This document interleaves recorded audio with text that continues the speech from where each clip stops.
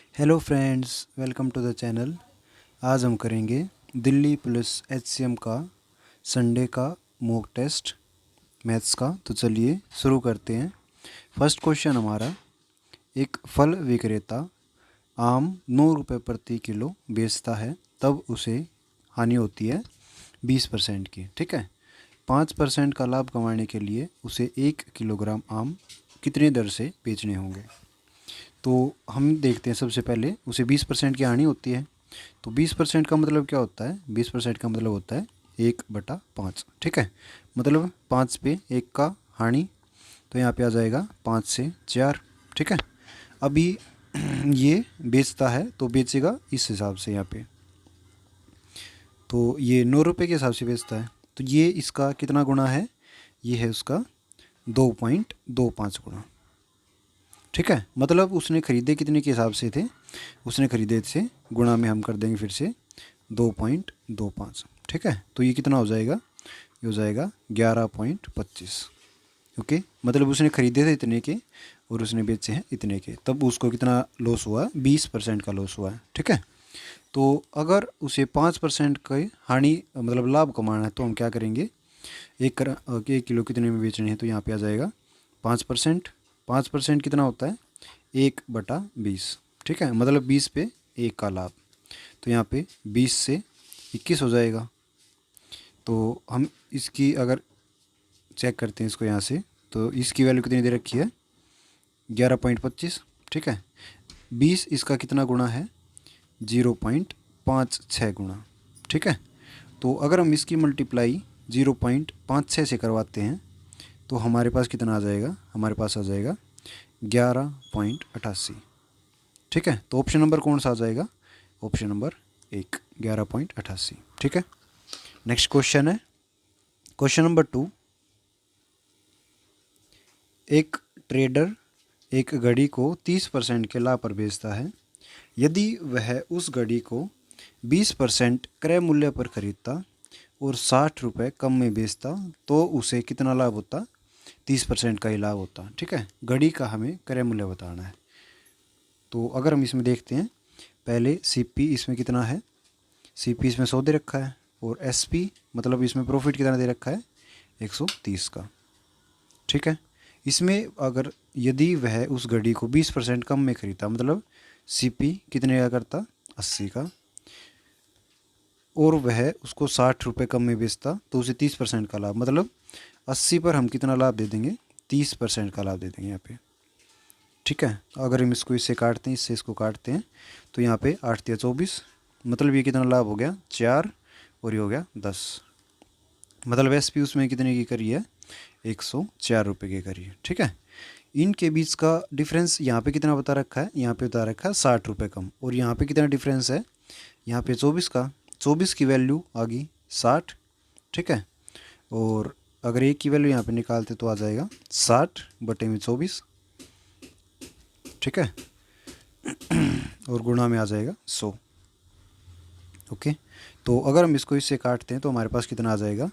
यह आ जाएगा 100% की वैल्यू, ये है 230.76।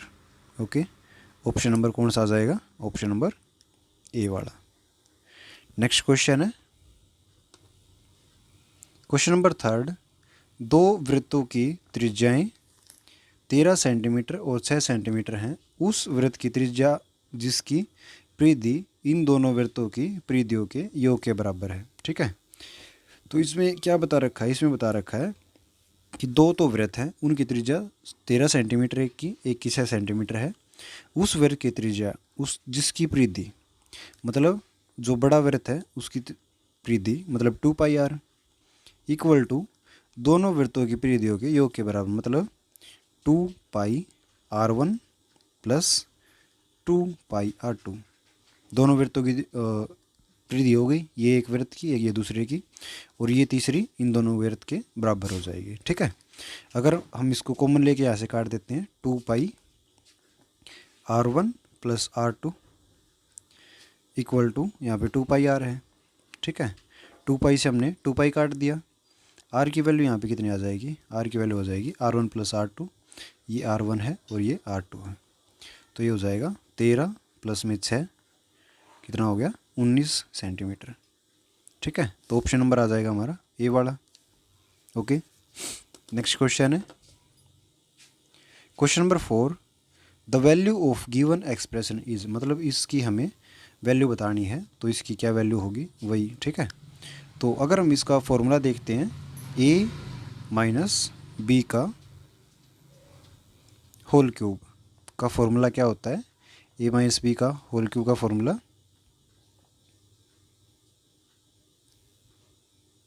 ये वाला फॉर्मूला नहीं, हमारे पास फॉर्मूला है A cube minus B cube. ठीक है, A cube minus B cube equal to A minus B into A square plus में बी स्क्वेयर प्लस में ए बी। ठीक है, यहाँ पे ए की वैल्यू कितनी है, ए की वैल्यू है 0.83 और बी की वैल्यू कितनी है 0.1। ठीक है, यहाँ पे माइनस और इसका क्या रखा क्यूब और इसका भी क्या रखा यहाँ पे क्यूब।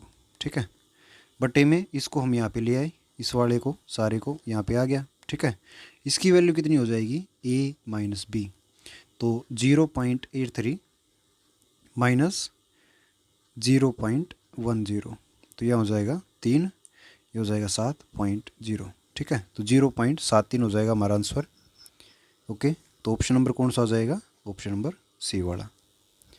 नेक्स्ट क्वेश्चन है क्वेश्चन नंबर 5, एक कार एक समान चाल से किसी दूरी को 16 घंटे में तय करती है। यदि उसकी चाल 12, यदि यही दूरी 12 घंटे में तय की जा सकती, तो कार के द्वारा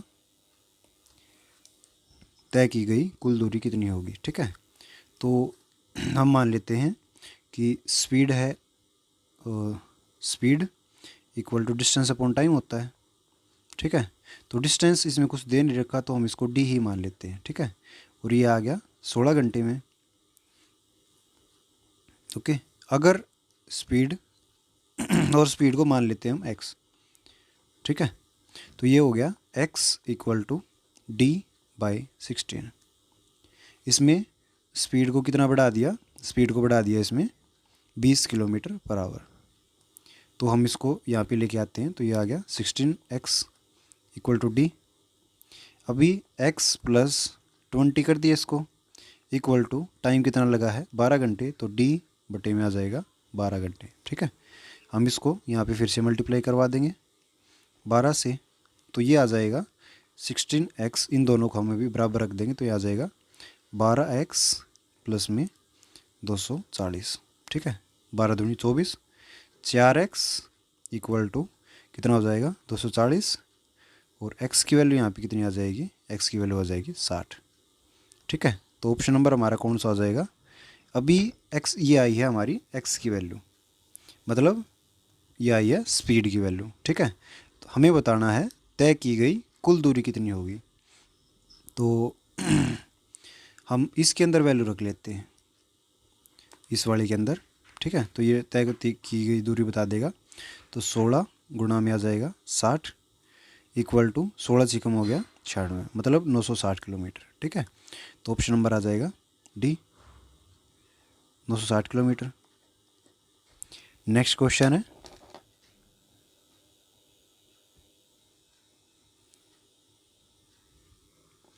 क्वेश्चन नंबर 6, यदि किसी राशि में साधारण ब्याज पर 4 वर्ष में 40% की वृद्धि होती है, तो समान ब्याज दर पर 4 वर्ष बाद 80,000 रुपये पर चक्रवृद्धि ब्याज क्या होगा। ठीक है, तो अगर हम इसमें देखते हैं,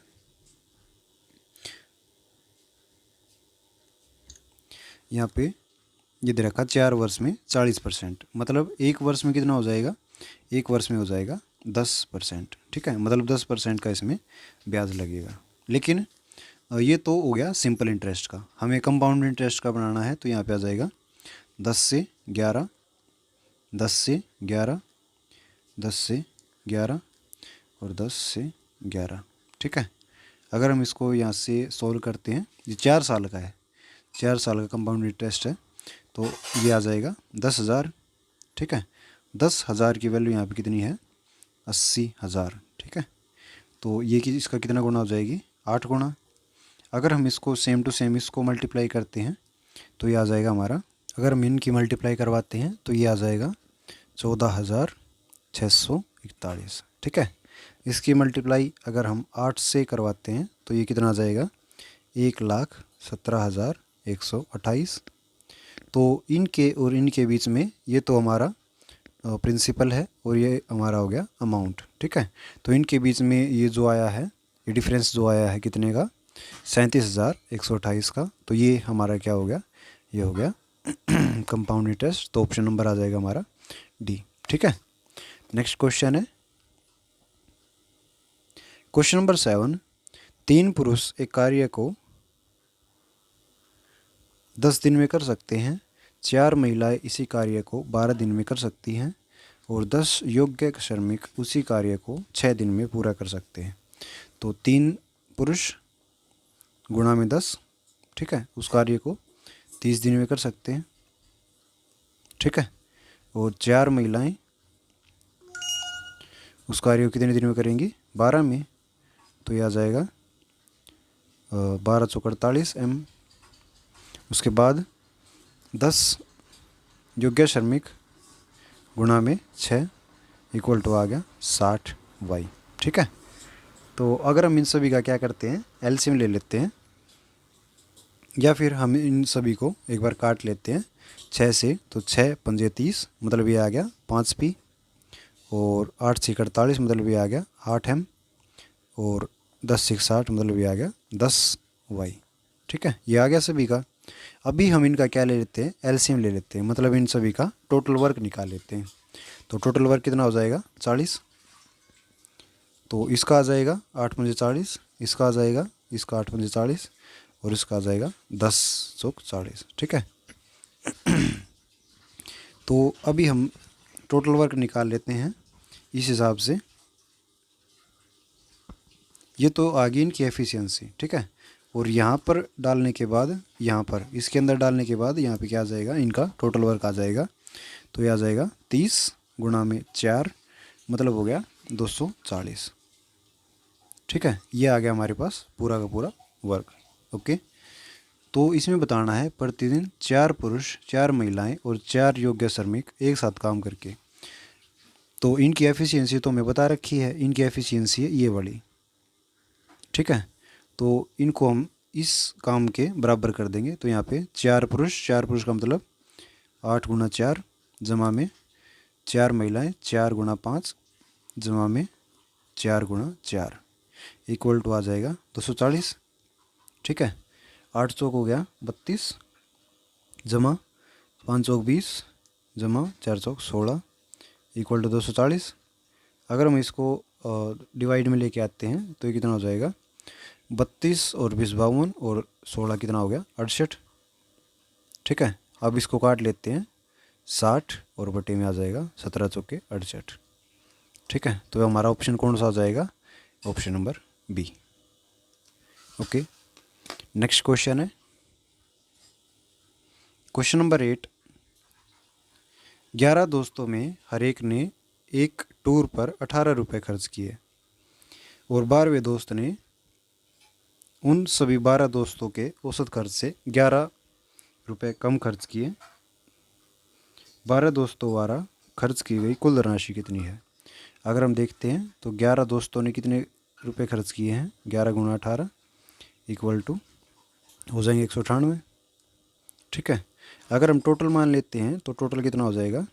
198 जमा में सभी का एवरेज माइनस 11। ठीक है, ये हो जाएगा इसका टोटल।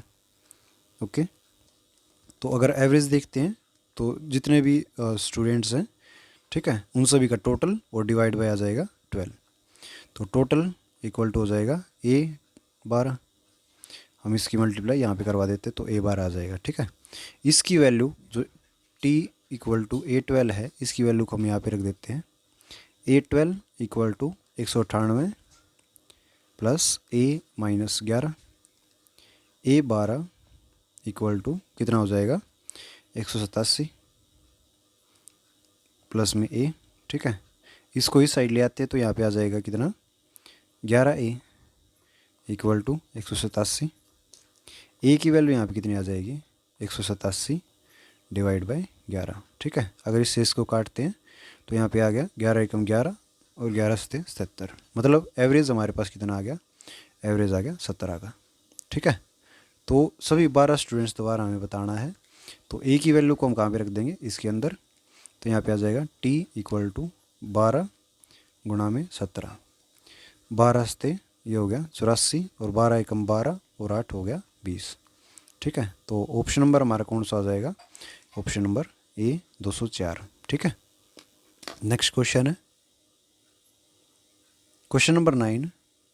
अवनीश ने एक परीक्षा में 78% अंक प्राप्त किए हैं और कपिल ने उसी परीक्षा में 64% अंक प्राप्त किए हैं। यदि कपिल और अवनीश द्वारा प्राप्त अंकों का योग कितना है, 923, तो कपिल द्वारा परीक्षा में प्राप्त किए गए अंक कितने होंगे।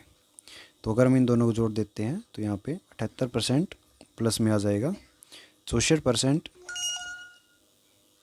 इक्वल टू कितना दे रखा है, 923, ठीक है। तो 142 की वैल्यू यहाँ पे कितनी आ गई, 142 की वैल्यू यहाँ पे आ गई 923। तो अगर हम 100% की वैल्यू निकालना चाहें यहाँ पे तो ये आ जाएगा 923 बटे 142 गुणा में आ जाएगा 100, ठीक है। अगर हम इसको इससे काटते हैं तो ये हमारे पास कितना हो जाएगा, ये आ जाएगा 6.5, ठीक है। तो 6.5 को अगर 100 से मल्टीप्लाई करते हैं तो ये आ जाएगा 650, ओके। और कपिल ने कितने अंक प्राप्त किए हैं, कपिल ने अंक प्राप्त किए हैं 64%, तो 650 का हम कितना निकाल लेंगे, 64% निकाल लेंगे, ठीक है। इससे हमने ये काट दिया, 13 पंजे 65 और 5 दूनी 10 और ये हो जाएगा 32 दूनी 64, तो 13 दूनी हो गया 26 और 13 तिया 39 और 2 41। तो उसने कितने अंक प्राप्त किए हैं, 416 अंक प्राप्त किए हैं, जो कि ऑप्शन नंबर बी के अंदर है, ठीक है। नेक्स्ट क्वेश्चन है क्वेश्चन नंबर 10। एक चुनाव में मतदाताओं में से 95% ने मतदान किया। इस चुनाव में केवल 2 उम्मीदवार ए और बी ने थे। विजेता ने कुल मतों का 75% प्राप्त किया। तो अगर 95% करेंगे तो कुल मतों का 75% है, ठीक है। तो यह आ जाएगा ए ले लेता है 75% पूरे के पूरे, और बी ले लेता है किस में से, इन 95% में से, जैसे कि 95% तो हो गए, ओके, और इसमें से निकल गए कितने, 75%, तो बचे कितने, ये बचे 20%, ठीक है। तो यहाँ पे आ जाएंगे 20%। तो अगर हम इसको इनके बीच का डिफरेंस निकाल दें तो इनके बीच का डिफरेंस कितना आ जाएगा, 55% इक्वल टू आ जाएगा यहाँ पे 5500, ठीक है। इसको अगर इससे काटते हैं तो यह आ जाएगा 1% इक्वल टू 100, और 100% की वैल्यू अगर निकालना चाहें तो 100% हो जाएगा 10,000, ठीक है। तो ऑप्शन नंबर आ जाएगा हमारा option number B, okay. Next question है क्वेश्चन नंबर 11। 13,950 की राशि को ए, बी और सी में इस प्रकार बांटा जाता है कि बी का हिस्सा ए के हिस्से का दुगना है। तो ए को अपन बी हम मान लेते हैं एक्स बटे में 2x, ठीक है। बी का हिस्सा दुगना हो गया और सी का हिस्सा बी के दुगने से 50 कम है। तो बी और C upon B equal to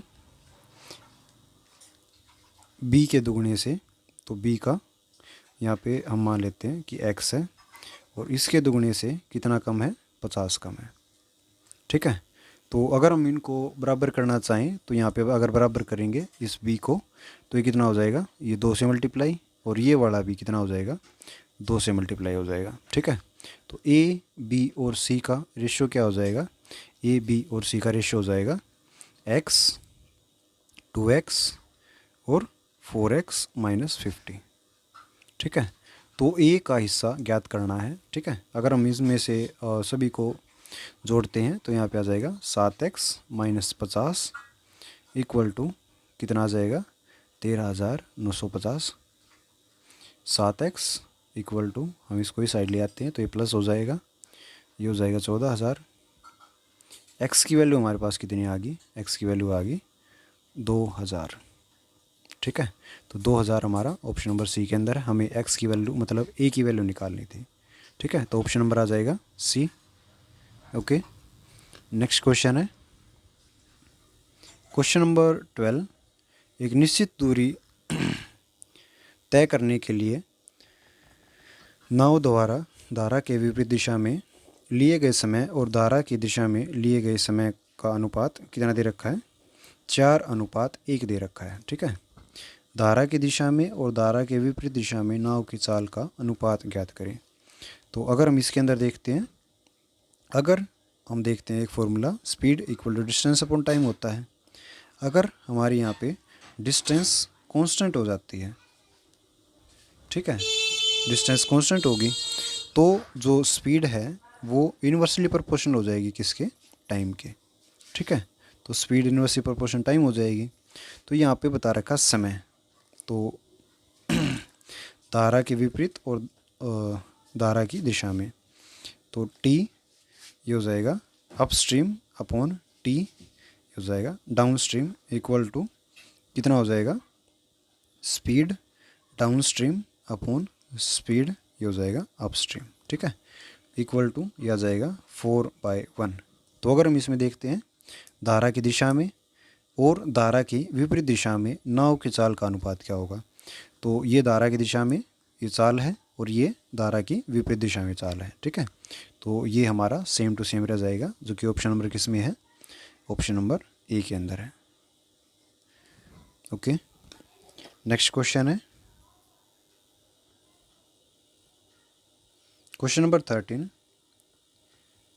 ये एक तालिका दे रखी है, इसमें अगर हम देखते हैं, इसमें बताना है भौतिक विज्ञान फिजिक्स में सभी सातों के प्राप्तांकों का औसत प्रतिशत कितना है। तो भौतिक में यहाँ पे कितने दे रखे, एवरेज, इनका एवरेज दे रखा है 120, ठीक है। और इनका हमें क्या बताना है, औसत बताना है, ठीक है। तो हम क्या करेंगे, इन सभी को पहले जोड़ लेते हैं। अगर इनका सभी का हमें टोटल निकालना तो सभी का टोटल कितना हो जाएगा, 12, 120, 1 2 3 4 5 6 7, 12 गुणा में 7 मतलब हो गया 12 से 84, ठीक है, 840 आ गया। और अगर हम इन सभी का जोड़ते हैं तो इन सभी का जोड़ कितना आ जाएगा, इन सभी का जोड़ आ जाएगा 520, ठीक है। तो एवरेज निकालना है तो एवरेज क्या हो जाएगा, इन सभी का जोड़ बटे में आ जाएगा टोटल और गुणा में आ जाएगा 100, ठीक है। अगर हम इसको इससे काटते हैं तो हमारे पास कितना आ जाएगा, 61.90 मतलब 65%, ठीक है। तो ऑप्शन नंबर हमारा कौन सा आ जाएगा इसमें, ऑप्शन नंबर आ जाएगा हमारे पास ऑप्शन नंबर बी, ठीक है। नेक्स्ट क्वेश्चन है क्वेश्चन नंबर 14। रीना द्वारा 16 परीक्षाओं में प्राप्त अंकों का औसत 26 है। तो रीना ने 16 परीक्षाओं में 26 अंक प्राप्त किए हैं, ठीक है। तो अगर हम इनकी मल्टीप्लाई करते हैं तो यहाँ पे आ जाएगा 416। श्रेया द्वारा अब तक प्राप्त अंकों का औसत कितना है, 24 है। उसने अब तक 12 परीक्षा दी है, तो 12 परीक्षाओं में उसका औसत 24 दे रखा है। तो हम इनका टोटल निकाल लेते तो 24 का अगर ये आ जाएगा तो यहाँ पे आ जाएगा 288, ठीक है। इनकी मल्टीप्लाई से अभी 4 परीक्षाएँ शेष हैं, तो 4 परीक्षाओं में इनका औसत कितना हो जाएगा, इसमें से हम इसको घटा देते हैं, ठीक है। तो 16 में से 8 गया 8 और 10 में से 8 गया 2 और ये हो जाएगा 1, ठीक है। मतलब 128 भाग में आ जाएगा 4, तो इनका औसत आ जाएगा। तो 4 3 12 और 4 दूनी 8 मतलब 32 का औसत हो जाएगा, ठीक है। तो ऑप्शन नंबर आ जाएगा बी। ओके, नेक्स्ट क्वेश्चन है क्वेश्चन नंबर 15। 10.5 सेंटीमीटर वाले एक धातु के गोले को पिघलाकर प्रत्येक 3.5 सेंटीमीटर त्रिज्या वाले छोटे गोले के रूप में डाला जाता है। इस प्रकार छोटे गोलों की संख्या ज्ञात करें। तो यहाँ पे दो गोले कंपेयर कर रखे हैं, एक तो बड़े वाला एक छोटे वाला, ठीक है। तो यहाँ पे आ जाएगा 4 pi R square equal to 4 pi R square. ये ऐसे नहीं होगा, इसमें वॉल्यूम कर रखा है, ठीक है। तो 1/4/3 pi R cube equal to 4/3 pi R cube, ठीक है, इंटू एन। तो अगर हमें एन की वैल्यू निकालनी है तो हम इससे ये एक चीज़ काट देंगे, ये चीज़ कट गई, ठीक है। तो यहाँ पे आ जाएगा r cube by r cube, ठीक है। तो यहाँ पे हम इनकी वैल्यू रख लेते हैं 10.5 गुणा में 10.5 आर की वैल्यू आ गई, ठीक है। और ये आ जाएगी छोटे आर की वैल्यू 3.5 गुणा में 3.5। इससे हम ये काट देते हैं, ठीक है। और 35 तिया कितना हो गया, 35 तिया 105, इससे भी 35 तिया 105 और इससे भी 35 तिया 105, मतलब इन सभी की मल्टीप्लाई हो जाएगी, ठीक है। तो 3 का क्यूब कितना हो जाएगा 27, मतलब छोटे गोले कितने बने हैं 27 बने हैं, ठीक है। Option number D. Next question है क्वेश्चन नंबर 16। एक टेनिस खिलाड़ी ने अपने करियर में 5 मैच जीते हैं, 12 हारे हैं और 3 मैच ड्रा रहे हैं। अपने करियर में हारने वाले मैचों का भिन्न क्या हो है वो बताना है, ठीक है। तो मैच कितने आ रहे हैं, मैच आ रहे हैं 12, तो यहाँ पे आ जाएगा 12। और भिन्न बताना है तो टोटल मैच हो जाएंगे, तो 12 और 5 17 और 3 20, तो यहाँ पे आ जाएगा 20, ठीक है। और अगर हम इसको काटते हैं अभी तो यहाँ पे आ जाएगा 4 तिये 12, 4 तिये 12 और 4 पंजे 20, ठीक है। तो ऑप्शन नंबर आ जाएगा कौन सा, option number D. Next question है क्वेश्चन नंबर 17। किसी मिश्र धातु में ए और बी में तांबा और जस्ती का अनुपात 3:4 और 5:9 है। तो यहाँ पे 3:4 और 5:9 है। इसे मिलाना है 2 और 3 के अनुपात में, ठीक है। एक नई धातु बनाई गई। सी में तांबे और जस्ते का अनुपात क्या होगा। तो अगर हम इनमें से ये तांबा है ये जस्ता है, अगर हम इनमें से तांबे और जस्ते का अनुपात निकाल ले तो ये हो जाएगा 3/7 और ये हो जाएगा 4/7, ये हो जाएगा 5/9 और ये हो जाएगा 9 नहीं 5/14, ये हो जाएगा 5/14 और ये हो जाएगा 9/14, ठीक है। अभी इसको मिलाया गया है 2 अनुपात में, किसके अंदर, तांबे के अंदर, ठीक है। तो यहाँ पे आ जाएगा 3/7 गुणा में 2 जमा में 5/14 गुणा में 3। ए और बी को, ठीक है, ए और इस ए को और इस बी के तांबे को 2:3 में मिलाया गया, ठीक है। और बटे में आ जाएगा कौन सा, अभी फिर से 4/7 गुणा में 2 और 9/14 गुणा में 3, ठीक है। अगर हम इसका एलसीएम लेते हैं यहाँ पे तो एलसीएम आ जाएगा 14 और ये हो जाएगा 7 दूनी 14, यहाँ पे 7 है तो ये 2 हो जाएगा और 2 तिया हो जाएगा 6, प्लस में ये हो जाएगा 14, 5 तिया 15, तो ये हो जाएगा यहाँ पे 15, ठीक है। बटे में यहाँ पे भी 14 आ जाएगा एलसीएम इन दोनों का, तो ये हो जाएगा 4 दूनी 8, 8 दूनी हो जाएगा 16, प्लस 14 है सेम टू सेम, 9 तिया 27, इससे ये कट गया, 15 और 6 कितना हो गया 21, 1 मिनट, ये यहाँ पे आ जाएगा 12 क्योंकि 3 दूनी 6 और 2 12 हो जाएगा यहाँ पे, ठीक है। और 15 और 12 हो जाएगा 27 और 17 और 27 और 16 कितना हो जाएगा 43, ओके। तो ऑप्शन नंबर आ जाएगा डी। नेक्स्ट क्वेश्चन है क्वेश्चन नंबर 18, रबड़ की कीमत में 25% की कमी के बाद एक व्यक्ति 1 रुपये में 2 रबड़ अधिक खरीदता है। तो 25% की कमी होगी, तो यहाँ पे कमी लिख लेते हैं। 25% मतलब 1/4, 4 से 3, ठीक है। तो खपत उल्टी, इसकी उल्टी हो जाएगी, ठीक है। तो ये हो जाएगी 3 से 4। तो यहाँ पे खपत कितनी बड़ी है, 1 बड़ी है, लेकिन इसमें बताया कि 2 रबड़ बड़ी है, ठीक है। तो यहाँ पे आ जाएगी 2।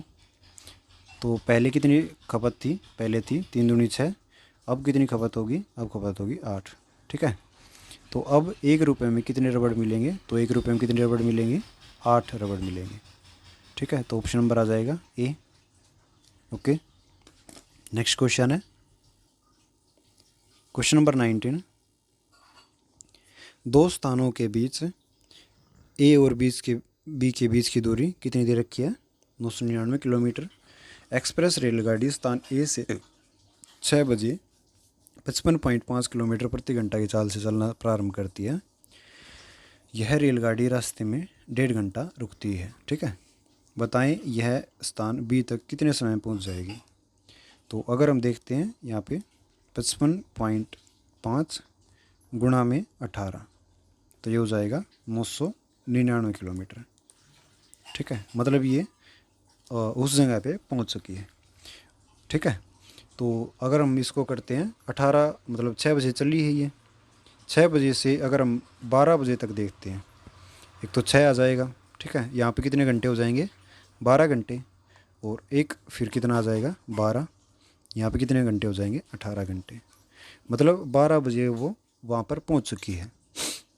लेकिन इसमें बता रखा है ये है जब वो चलती रही है, ठीक है। लेकिन इसमें बता रखा कि यह ट्रेन रास्ते में 1 घंटा 20 मिनट रुकी भी है। तो इसमें 1 घंटा और 1 घंटा 20 मिनट और ऐड कर देंगे, तो ये कितना आ जाएगा 19 घंटे 20 मिनट, ठीक है। तो मतलब ये 12 की बजाय कब पहुँचेगी, 1:20 पर, ठीक है। तो ऑप्शन नंबर आ जाएगा कौन सा, option number A. Okay, next question है, इसमें ये ग्राफ दे रखा है। तो अगर हम क्वेश्चन देखते हैं, what was the percentage drop in export quantity from 2005 से 2006। तो क्वांटिटी वाला इसमें कौन सा दे रखा है, क्वांटिटी वाला इसमें दे रखा है ये वाला, ठीक है। मतलब नीले वाला ये 2005 और नीले वाला ये 2006, ठीक है। इसमें दे रखा है 75 2006 में, और 2005 में दे रखा है 100। तो कितना ड्रॉप हुआ है, ड्रॉप हुआ 25 का, किस हिसाब से, 100 के हिसाब से, और गुणा में आ जाएगा 100। तो अगर हम इससे इसके काटते तो कितना परसेंट हो गया, 25% की गिरावट दर्ज हुई है, ठीक है। तो ऑप्शन नंबर आ जाएगा इसमें बी। ओके ओके फ्रेंड्स, हमारे 20 क्वेश्चन कंप्लीट हुए। आप अपना स्कोर बता सकते हैं कि आपके कितने क्वेश्चन ठीक हुए थे। Okay, thank you.